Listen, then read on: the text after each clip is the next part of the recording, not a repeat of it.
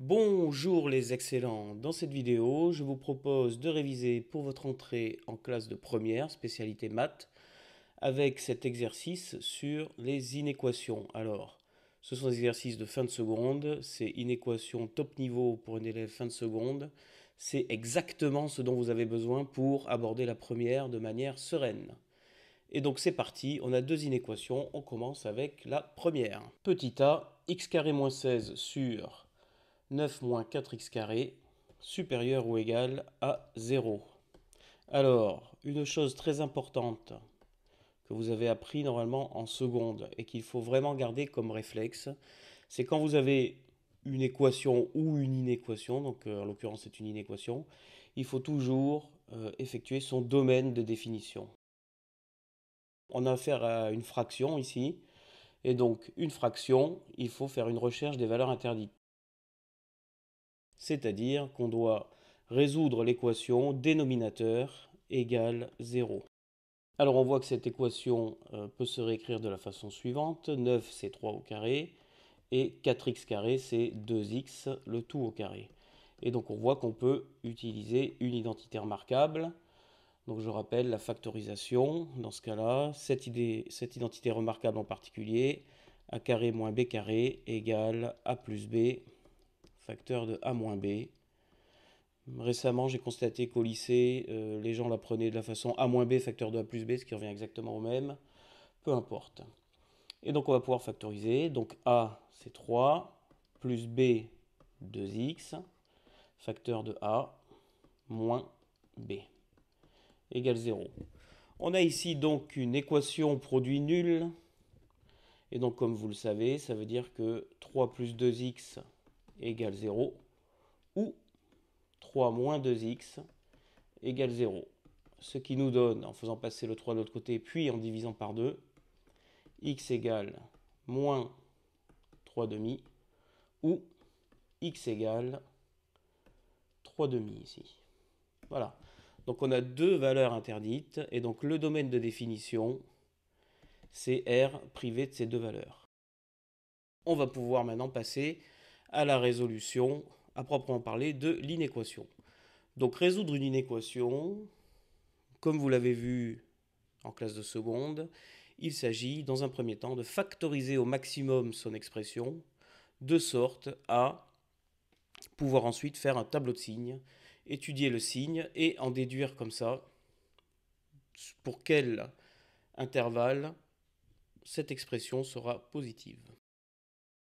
Le dénominateur, on a déjà vu, lorsqu'on a fait les valeurs interdites, que ça se factorisait en 3 plus 2x, facteur de 3 moins 2x. Très bien. Le numérateur, on constate à nouveau qu'ici on a a carré moins b carré, qu'on va pouvoir factoriser avec la même formule d'identité remarquable. Et donc a plus b, facteur de a moins b. Le dénominateur est déjà bien comme ça, on le laisse. Et donc maintenant, on va pouvoir faire un tableau de signes pour étudier le signe de cette expression. Donc le tableau de signes, ça va se passer comment? Il y aura évidemment la ligne du x, puis une ligne pour chaque facteur, donc 4 lignes, et une cinquième ligne pour le signe de l'expression complète. C'est parti. Alors, comme on l'a dit, la première ligne, c'est la ligne du x. Donc on résout sur R, donc de moins l'infini à plus l'infini. Ensuite, on va écrire nos quatre facteurs. Signe de x plus 4, signe de x moins 4, signe de 3 plus 2x, et signe de 3 moins 2x. Et enfin, la dernière ligne, c'est le signe de notre expression complète qu'on réécrit telle qu'elle était au début, x carré moins 16 sur 9 moins 4x carré. Alors c'est parti. Donc la première ligne qu'on doit compléter, signe de x plus 4. Alors on s'intéresse par exemple quand c'est que x plus 4 est positif. Eh bien on fait passer le 4 de l'autre côté. X plus 4 est positif lorsque x est supérieur à moins 4. Voilà, donc la valeur charnière pour cette expression-là, ça va être moins 4. Tant qu'on dit, on les fait tous, comme ça on saura l'ensemble des valeurs à indiquer sur cette première ligne, et donc on pourra les mettre dans l'ordre une fois qu'on les connaîtra toutes. Deuxième expression, x moins 4, on s'intéresse quand est-ce que c'est positif. On fait passer le moins 4 de l'autre côté, x strictement supérieur à 4.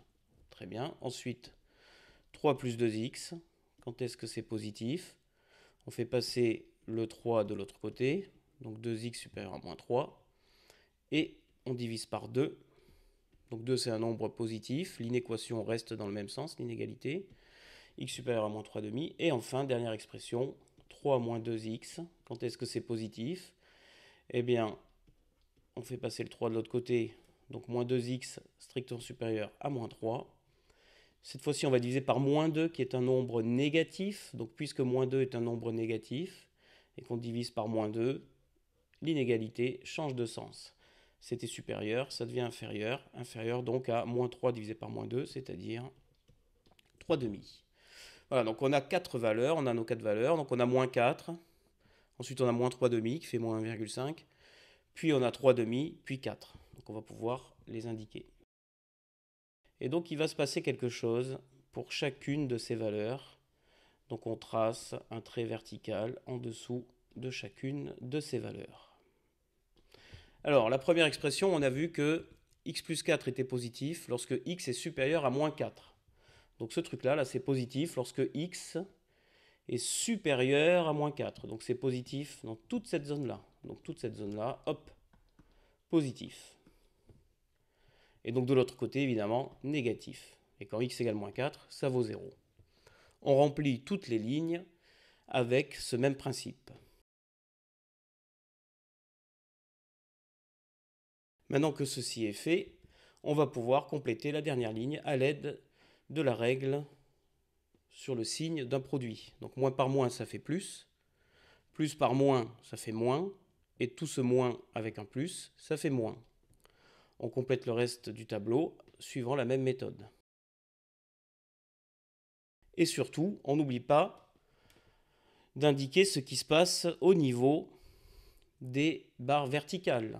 Alors attention, là, c'est très important. Donc on peut raisonner de la façon suivante. Donc les deux premières expressions, elles sont au numérateur. Donc c'est ça fois ça, divisé par ça fois ça. Donc ça, c'est au dénominateur. Donc 0 fois un truc, ça fait 0. Divisé par truc fois truc, ça fait 0 divisé par truc, ça fait 0. Attention ici, un truc fois un truc, bon, bah, ça fait un nombre, très bien. Divisé par un truc fois 0, donc divisé par 0. Ah, stop, divisé par 0, c'est impossible. Donc ici, on met une double barre pour démontrer que, pour montrer que c'est une valeur impossible, c'est une valeur interdite. Et d'ailleurs, c'est bien ce qu'on avait trouvé. On avait trouvé deux valeurs interdites, moins 3,5 et plus 3,5. Ici, même raisonnement. Truc fois truc, ça fait un nombre, divisé par machin fois 0. Ah, ça fait 0, donc divisé par 0, valeur interdite. Hop. Et ici, quelque chose fois 0, ça fait 0 au numérateur. Au dénominateur, pas de problème. Donc ça nous fait un 0. Alors, c'est très important ça, de savoir faire ce raisonnement sur les barres. 0 fois machin, ça fait 0, divisé par un nombre, ça fait 0. Un nombre divisé par 0 fois truc, ça fait un nombre divisé par 0, valeur interdite. C'est très important de savoir faire ce raisonnement. Pourquoi? Parce qu'en fait, ça vous donne un point de vérification vis-à-vis de votre domaine de définition. Ça vous permet de vérifier votre domaine de définition d'une autre façon. Et donc au plus, dans un exercice, au plus on a de points de vérification de ce qu'on avait précédemment, au plus il faut les utiliser, ces points de vérification, parce que ça va vous conforter dans vos calculs.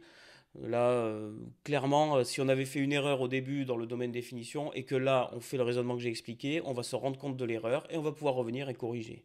Bon, ça nous fait perdre un peu de temps, en DS par exemple, mais, il vaut mieux passer un peu de temps supplémentaire, mais avoir une réponse juste plutôt que de garder une réponse fausse, vous en conviendrez.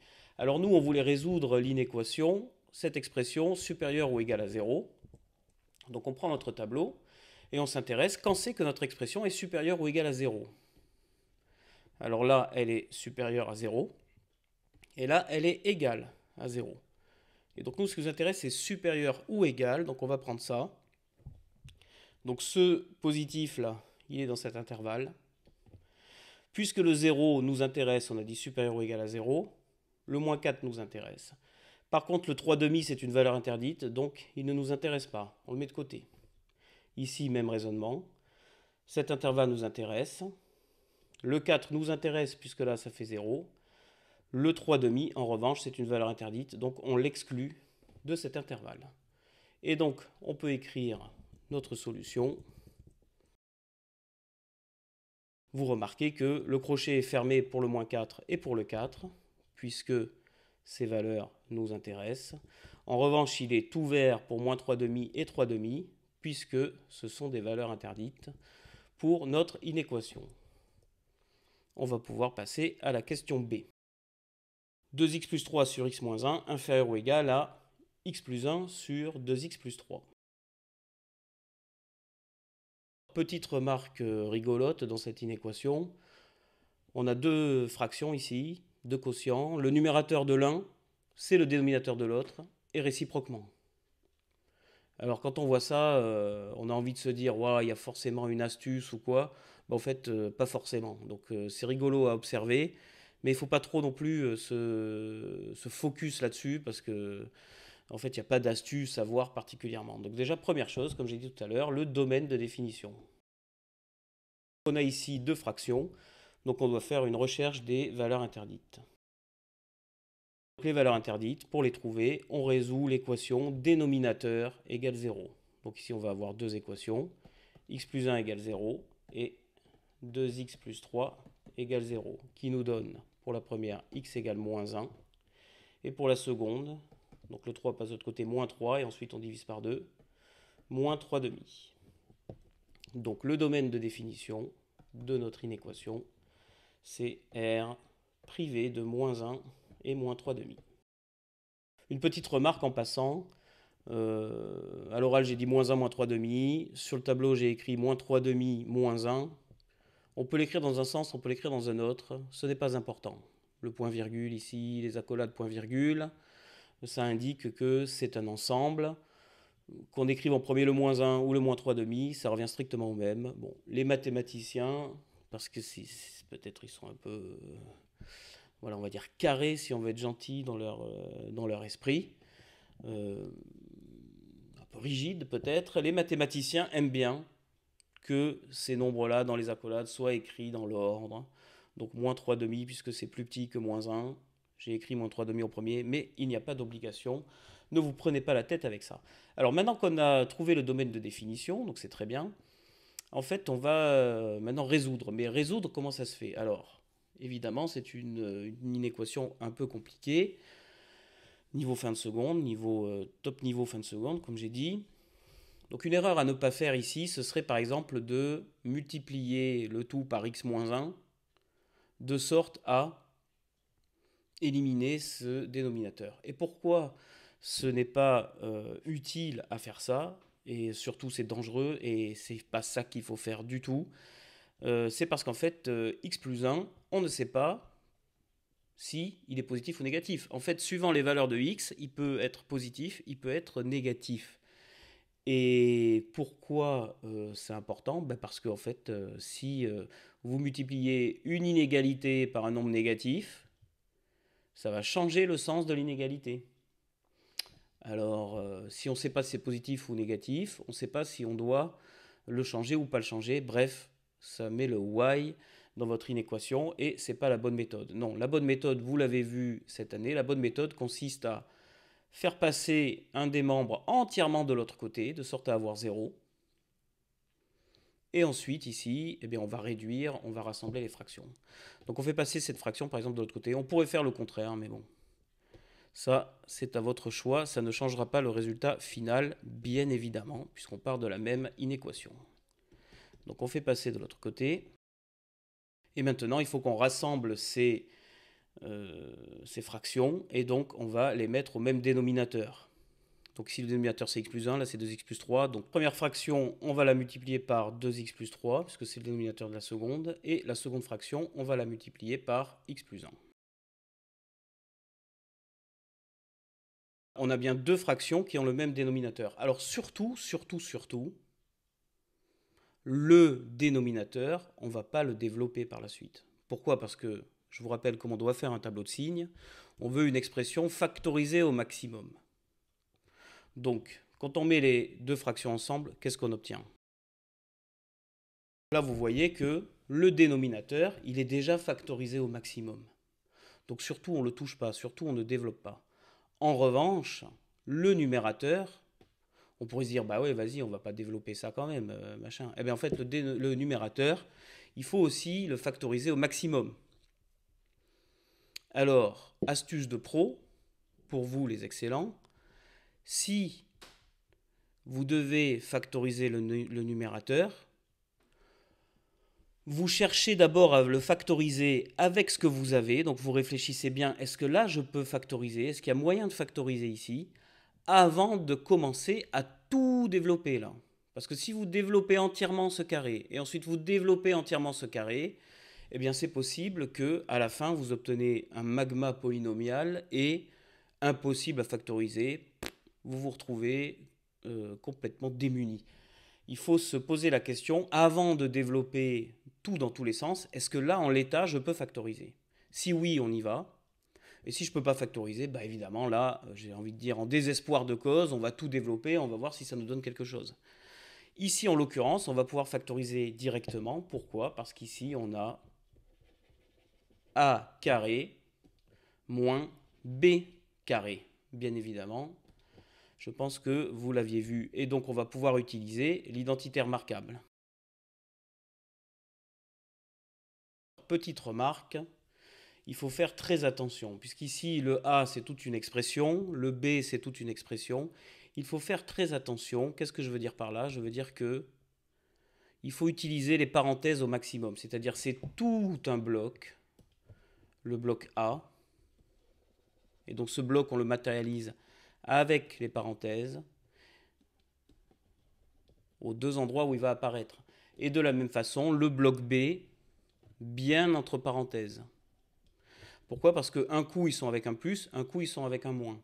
Alors là où d'habitude, on met des parenthèses, on pourrait remettre des parenthèses ici, mais pour faciliter la lisibilité de l'expression, on va plutôt mettre des crochets, en fait. Voilà. Et maintenant que on a bien écrit notre formule, on va faire tomber les parenthèses à l'intérieur de ces crochets. Une petite remarque au passage. J'ai plein d'astuces comme ça pour vous faciliter la vie. Si vous voulez une vidéo 100% astuce, vous pouvez laisser un commentaire. Et si beaucoup de gens le demandent, dans ce cas-là, je ferai une vidéo spéciale 100% astuce. Une petite astuce ici, enfin une petite remarque pour vous faciliter la vie et pour éviter de perdre du temps et éviter de faire des erreurs dans un DS. Certaines personnes pourraient se dire... Oui, bon, l'étape avec les crochets, les parenthèses, on va la sauter, on va faire directement le truc d'après parce que, bon, je le fais dans ma tête, etc. Alors, si vous avez ultra l'habitude, à la rigueur, on peut le faire d'un seul coup, on peut sauter cette étape. Mais quand je dis ultra l'habitude, c'est pas en fin de seconde que vous avez ultra l'habitude, c'est même pas en fin de première. Certains peuvent y arriver en fin de terminale, mais c'est pas tout le monde. Donc l'habitude, elle vient vraiment avec le temps, avec les années. Donc là, pour l'instant, vous n'êtes pas 100% prêt. Et du coup, si vous sautez des étapes dans vos calculs, qu'est-ce que vous risquez? Vous risquez de faire des erreurs de calcul. Pourquoi prendre ce risque? C'est beaucoup moins risqué de rajouter une ligne, de faire l'étape, de ne pas la sauter, et ainsi se prémunir des erreurs de calcul, mettre toutes les chances de son côté pour avoir la bonne réponse. Voilà, donc vraiment un conseil, ne sautez pas les étapes. Comme je dis souvent à mes élèves, le cerveau c'est fait pour avoir des idées et pas pour faire des calculs. Le cerveau, vous ne pouvez pas résoudre une équation dans votre cerveau, sauf les équations vraiment basiques de classe de 3e par exemple. Vous ne pouvez pas résoudre les équations dans votre cerveau. Le cerveau est fait pour avoir des idées de méthode, des idées comment résoudre cette question, etc. Mais il n'est pas fait pour faire des calculs. Bon, à part évidemment le calcul mental, quoique avec les calculatrices aujourd'hui. Bref, donc le cerveau est fait pour avoir des idées, pas pour faire des calculs, donc ne sautez pas des étapes. Et comme je dis souvent, si vous vous prenez pour Superman et que vous voulez sauter une étape, c'est comme si vous sautiez du 3e étage d'un immeuble en espérant voler. Mais comme vous n'êtes pas Superman, mais qu'est-ce qui va se passer? Vous allez tomber au bas, au pied de l'immeuble et vous aurez tout raté en fait. Donc, Vraiment, vraiment, vraiment. Écoutez-moi, l'expérience parle, ne sautez pas les étapes. Donc ici, on va faire tomber ces parenthèses et les crochets vont se transformer à nouveau en parenthèses. Bon, cette parenthèse-là, sur l'expression A, hein, qu'on va dire A plus B facteur A moins B, ces parenthèses-là, elles sont en fait inutiles. Je les avais mis pour bien fixer la compréhension, mais en fait, elles sont donc, quand on les enlève, il n'y a aucun souci. La deuxième parenthèse, en revanche, elle est au niveau d'une opération. Donc quand il y a un plus devant, on enlève la parenthèse, pas de souci. Et quand il y a un moins devant la parenthèse, comme vous le savez, ce moins va se distribuer sur chaque terme de la parenthèse. Et donc c'est pour ça qu'on a moins x, moins 1. Voilà, c'est là que vous risquez de faire l'erreur si vous essayez de le faire de tête. Et donc maintenant qu'on a ça, on va réduire nos expressions qui sont à l'intérieur de la parenthèse. On obtient du coup une expression entièrement factorisée. Et donc, on est prêt pour faire notre tableau de signes et résoudre finalement cette inéquation. Alors la première ligne, comme d'habitude, c'est la ligne du x. On nous a demandé de résoudre sur R, donc de moins l'infini à plus l'infini. Et ensuite, les lignes suivantes vont être pour chacune des expressions de notre factorisation, puis l'expression globale.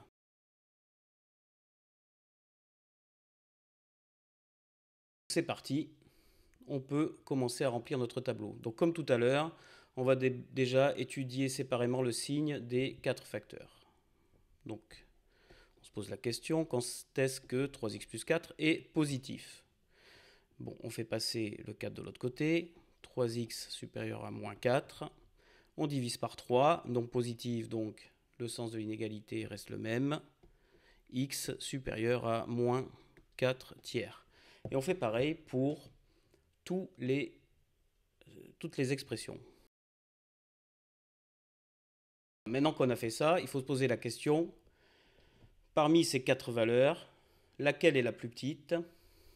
Alors, moins 3 demi, c'est moins 1,5. Moins 3 quarts, c'est moins 1,333333. Donc le moins 2, c'est la plus petite valeur. Ensuite, on va avoir le moins 1,5. Puis le moins 4 tiers. Et enfin, le moins 1. Donc maintenant qu'on les a placés dans l'ordre, on peut les placer dans notre tableau. Pour chacune de ces valeurs, il se passe quelque chose au niveau de nos expressions. Et donc, on trace des traits verticaux. Maintenant, on va traduire ce qu'on a étudié ici. Donc l'expression 3x plus 4 est positive lorsque x est supérieur à moins 4 tiers. Donc cette expression-là est positive lorsque x est supérieur à moins 4 tiers. Supérieur à moins 4 tiers, donc c'est ici. Donc là, sur cette zone-là, c'est positif. Et donc, réciproquement, sur les autres cases, c'est négatif. Et là où ça change de signe, il y a 0.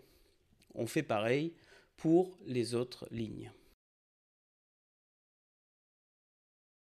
Maintenant que ça c'est fait, on va pouvoir déterminer le signe de l'expression globale avec les règles de signe. Moins par moins, ça fait plus. Par moins, ça fait moins. Par moins, ça refait plus. Et on utilise cette méthode pour chacune des cases. Et maintenant, on n'oublie pas, comme tout à l'heure, de s'occuper de ce qui se passe sur les barres verticales. Alors, comme on l'a dit tout à l'heure, ça c'est au numérateur, ça c'est au dénominateur. Au numérateur, machin fois 0, ça fait 0. Au dénominateur, bidule fois truc, ça fait un nombre. Donc 0 sur un nombre, ça fait 0. De la même façon, puisque là on est toujours au numérateur, ici ça nous donne 0. Ici, comme ces 0 sont au dénominateur, puisque ça c'est les expressions du dénominateur, ça va nous générer des valeurs interdites. Et comme tout à l'heure, ça nous permet de vérifier ce qu'on a fait au niveau de notre domaine de définition, puisqu'on avait vu qu'il y en avait deux valeurs interdites, moins 3 demi et moins 1. C'est bien ce qu'on retrouve, moins 3 demi est valeur interdite, et moins 1 est valeur interdite. Et donc maintenant, on peut résoudre notre inéquation en repartant de cette dernière ligne de calcul. Donc nous, on veut que l'expression soit inférieure ou égale à 0. Donc on va surligner tout ça. On veut que l'expression soit inférieure ou égale à 0, donc on veut qu'elle soit négative. Donc tout ce qui est négatif, ça nous intéresse, mais négatif ou égal à 0. Et donc, ça nous intéresse aussi. Résultat, le moins 2 nous intéresse, on va le prendre. Toute cette zone est intéressante parce que c'est négatif. Le moins 3,5, c'est une valeur interdite. Donc là, par contre, c'est un crochet ouvert. De même, moins 4 tiers nous intéresse. Et moins 1, c'est une valeur interdite. Et donc maintenant, on peut écrire notre ensemble de solutions. On vérifie une dernière fois nos crochets. Moins 2 fermé, moins 3,5 ouvert. Moins 2 fermé, moins 3,5 ouvert. Moins 4 tiers fermé, moins 1 ouvert. Moins 4 tiers fermé, moins 1 ouvert. Voilà, la question B est résolue. Cet exercice est maintenant terminé. Si cette vidéo t'a aidé, pense à liker et à t'abonner. Mets en commentaire toute question que tu pourrais avoir sur ce que j'ai fait ou sur un sujet que tu aimerais me voir traiter. Et moi je te dis à très bientôt dans une prochaine vidéo.